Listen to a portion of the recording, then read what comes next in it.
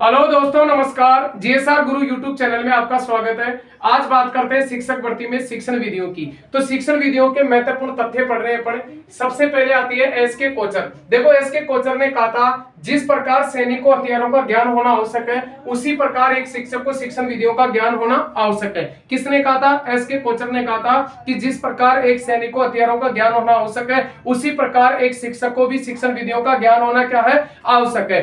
इसके बाद बात करते हैं कि प्रायोजना विधि का सर्वप्रथम प्रयोग है वो किसने किया था? जॉन डीवी ने किया था। लेकिन प्रोजेक्ट शब्द का प्रयोग है वो किसने किया था? रिचर्ड मोदे ने किया था। इसके बाद प्रायोजना विधि के जन्मदाता या जनक पूछे तो वो कौन है? किलपेट्रिक है। यदि प्रायोजना विधि को परिभाषित करने की बात करें तो इसको परिभाषित करने वाले मनोवैज्ञानिक थे स्टीवेंसन। प्रायोजना विधि का सर्वप्रथम प्रयोग है वो सामाजिक क्षेत्र में किया गया था तथा इसका सर्वप्रथम प्रयोग है वो परियोजनावाद के क्षेत्र में किया गया था।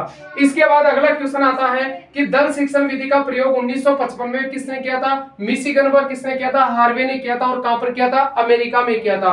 पर्यवेक्षित अध्ययन विधि के जन्मदाता पूछे तो वो कौन है? डेजी मोरविल है। इसके बाद है व्याकरण अनुवाद विधि। इसके प्रतिपादक है श्री रामकृष्ण गोपाल भंडारकर, इसलिए इस विधि को भंडारकर विधि भी कहते हैं। मोंटेसरी विधि के प्रतिपादक है मारिया मोंटेसरी ही, जो कहां की निवासी थी? इटली की निवासी थी। इसके बाद है द्विभाषा विधि। द्विभाषा विधि की बात करें तो सीजे डॉर्सन ने इसका प्रतिपादन किया था। भाषा प्रयोगशाला विधि के प्रतिपादक है वो स्टेलरो, वो डेनियल डेविस ने किया था। और कब किया था? 1965 में किया था।